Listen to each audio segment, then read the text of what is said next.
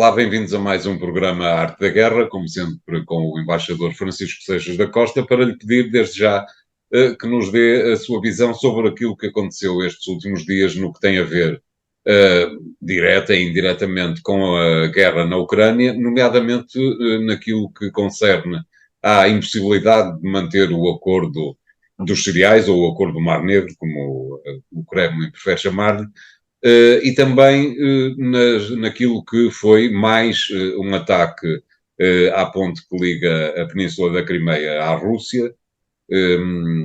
E se o Kremlin já disse que uma coisa não tem nada a ver com a outra, mas, embaixador, parece-lhe que há assim tão poucos vasos comunicantes entre as duas questões?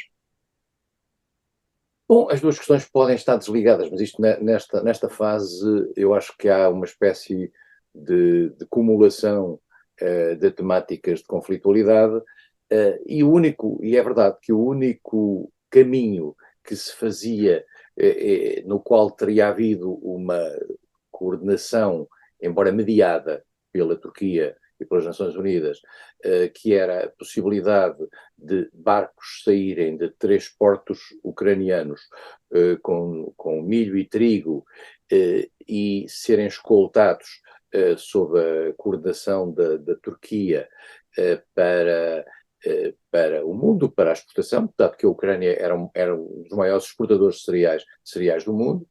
A Rússia acordou a isso com uma contrapartida, que era a possibilidade de também, através da via marítima do Mar Negro, os seus próprios cereais e os seus fertilizantes, que neste caso é uma especialização russa, poderem também ser transportados. A Rússia queixa-se de duas coisas. Queixa-se das dificuldades que naquilo que tem a ver com a sua parte do acordo, isto é, a possibilidade de utilizar barcos e utilizar financiamentos para pagar esses mesmos barcos e para pagar até os seguros a esses barcos, que houvesse um levantamento parcial das sanções da natureza unilateral que a União Europeia tinha colocado às exportações russas. Isso tinha sido conseguido ao longo destes meses em que o acordo funcionou. Aparentemente a Rússia queixa-se de que esses financiamentos, e aí há uma intermediação de um banco agrícola russo nessa matéria, não estarão a fluir com a rapidez e com os procedimentos que a Rússia considerava mais adequados, enfim, são questões da natureza técnica. A Rússia queixa-se também de um outro aspecto, que é a circunstância da Ucrânia, e é a Rússia que diz que foi a Ucrânia que fez, ter rebentado com uma conduta que levava amoníaco russo e que permitia a exportação de amoníaco russo através da Ucrânia. Aparentemente, isto terá havido uma sabotagem a esse viaduto, a esse condutor de amoníaco, não sei como é que se chama, não é oleoduto, é um pipeline, no fundo, e esse pipeline foi na zona de Kharkiv, o que torna, enfim, plausível a ideia de que terá sido a Ucrânia, dado que o interesse da manutenção do pipeline era para a Rússia. A Ucrânia naturalmente diz sempre que é a Rússia e vice-versa, portanto estamos naquilo que se chama em termos internacionais desta natureza, o blame game, cada um diz que é o outro. Isso aconteceu em várias circunstâncias. E portanto, esta acumulação de tensões fez com que a Rússia tivesse decidido não prolongar o acordo, dando, no entanto, garantias, ao que parece, aos países mais pobres do mundo, de que, pela sua parte, estaria disponível para fornecer, aliás, a preços muito simpáticos, os cereais. E que, portanto, aquilo que seria, digamos, o impedimento à utilização dos cereais ucranianos seria compensada pela exportação de cereais russos. Não sei, sob o ponto de vista técnico, como é que isto se configura ou não. As Nações Unidas, que estiveram no meio deste processo, e convém dizer o seguinte, as Nações Unidas não estão envolvidas no processo de sanções. Isto é, as Nações Unidas constatam que a União Europeia decidiu fazer sanções à Rússia. Sanções essas têm a ver com o transporte, com as exportações, sanções essas têm a ver com as questões de natureza financeira ligadas a essas mesmas exportações, etc. E, portanto, procuraram encontrar um entendimento que acomodasse alguns interesses russos com os interesses ucranianos.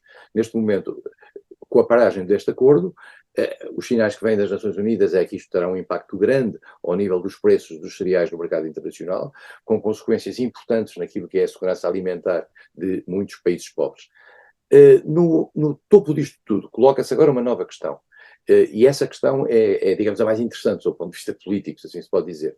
É que há sinais de que a Turquia, que até agora tem servido, digamos, de garante neste circuito de transportes, estaria disponível, e não sabemos se estes sinais se confirmam ou não, para continuar, digamos, a escoltar aquilo que são as exportações da Ucrânia para o exterior, independentemente de haver ou não acordo russo.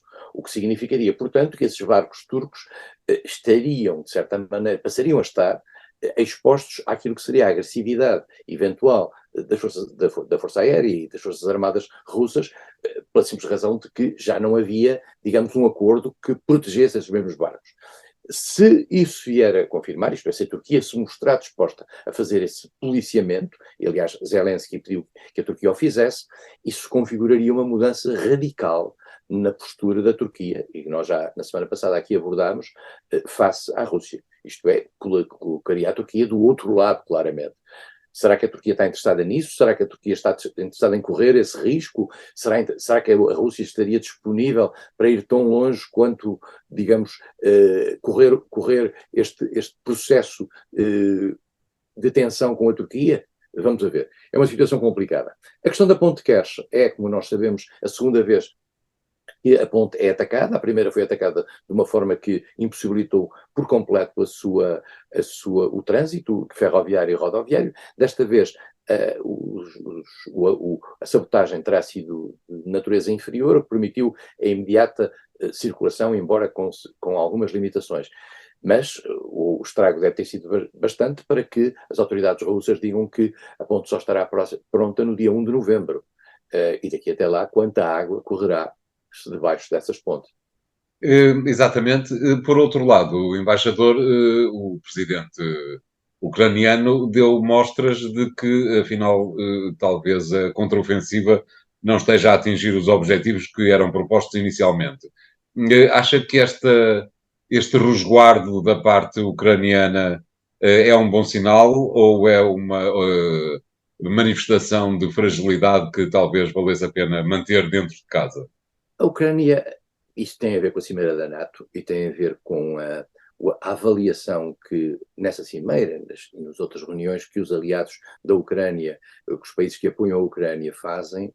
A Ucrânia precisava dar mostras de que estava empenhada até ao limite na utilização dos meios que lhe foram dados e que lhe têm sido dados pelo mundo ocidental para tentar recuperar território.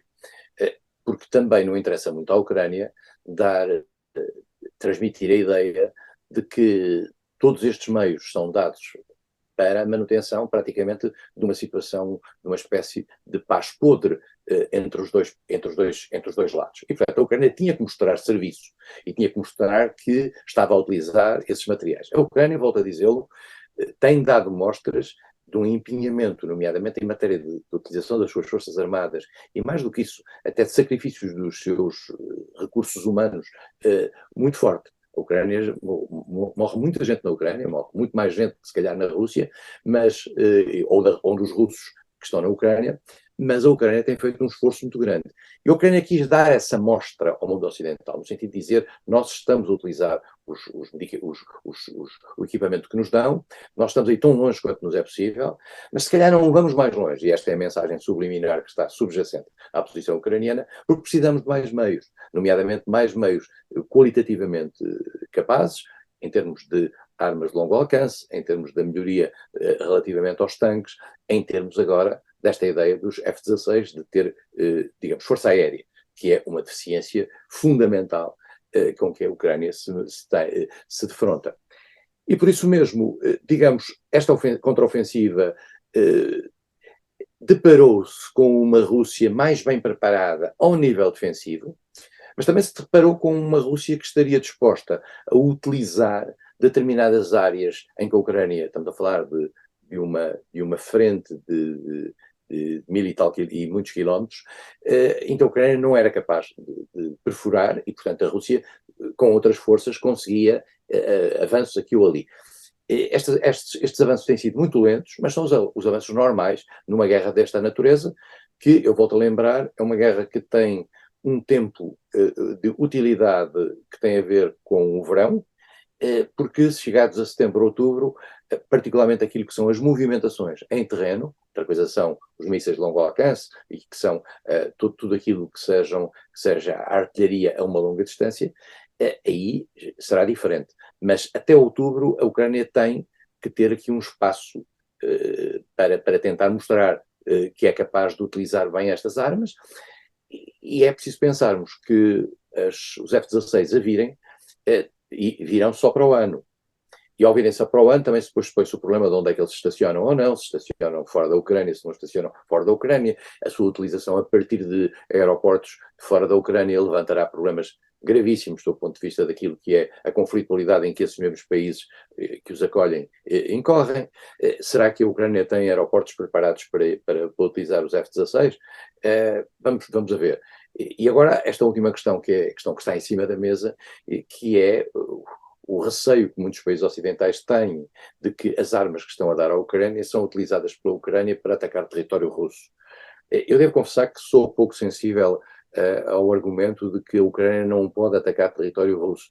Quer dizer, resta saber se o pode fazer ou não em função dos compromissos que tem com quem lhe fornece o material.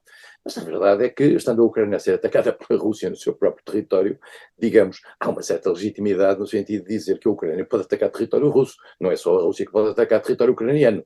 E, portanto, a Ucrânia não tem só não tem, em tese, que se ficar pelo seu próprio território, se considerar que as ações feitas em território russo podem, de certa maneira, digamos, equilibrar um pouco a guerra que está a sofrer no seu próprio território, bem, confesso que não vejo, sob o ponto de vista teórico, nada de especial nesta matéria. Mas há uma certa contenção por parte do mundo ocidental no sentido de dizer: o material que vos damos é para recuperarem o vosso território, isto é, aquilo que era a Ucrânia 2019 ou 2014, se considerar que o território da Crimeia fica também fora disso. Veremos o que é que vai acontecer, mas há uma discussão entre o mundo ocidental e a Ucrânia. Esta discussão vai ter um tempo importante, que são as eleições americanas, porque se começar a haver sinais de que Trump pode vir a ser o próximo presidente dos Estados Unidos, pois aí, como dissemos na semana passada, aí Zelensky tem outras razões para estar preocupado. Muito bem, obrigado, embaixador. Vamos fazer aqui o primeiro intervalo do programa de hoje. Voltamos já de seguida com um novo tema. Até lá.